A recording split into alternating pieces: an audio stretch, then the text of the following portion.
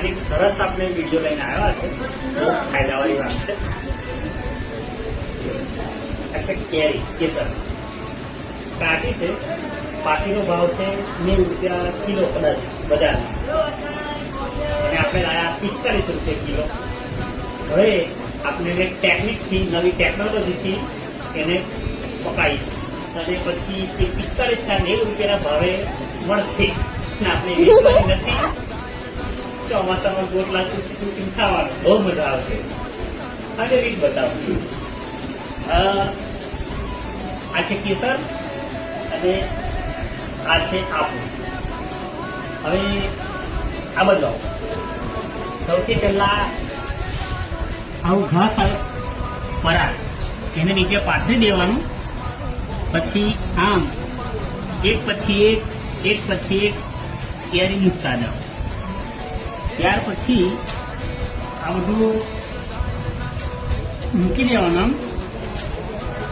પછી આના પછી ઉપર છે ને પાછું આ પરાળ છે ઘાસ, એના પાછું ઉપર પાથરી દેવાનું.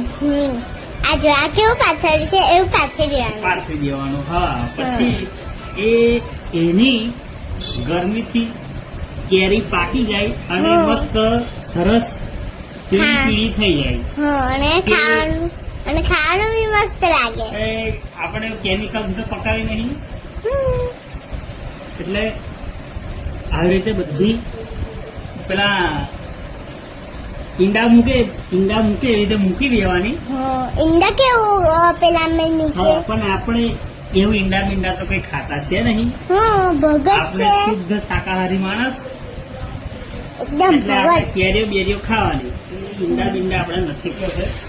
ગામડાનું પબ્લિક તો ખબર જ છે શું છે, બાકી સિટી વાળાને તો કઈ ખબર પડે જ ના. એટલે બહુ નવું કહેવાય. કહેવાનો મતલબ હવે બીજો સ્ટેપ છે કે તમારે આના ઉપર કેરી ઉપર માળો બનાવી દેવાનો, પાથરી દેવાનો.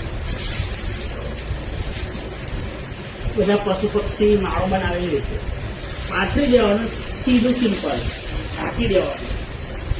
અને પાછું જોતા રહેવાનું કે કોઈ નાઈ એક બે રોજ કાઢી નહીં કરતું ને. એ તો પછી પાકવાના ટાઈમે માળો ખોલીને જોયે તો અંદર કશું ના મળે, એવું જ બને.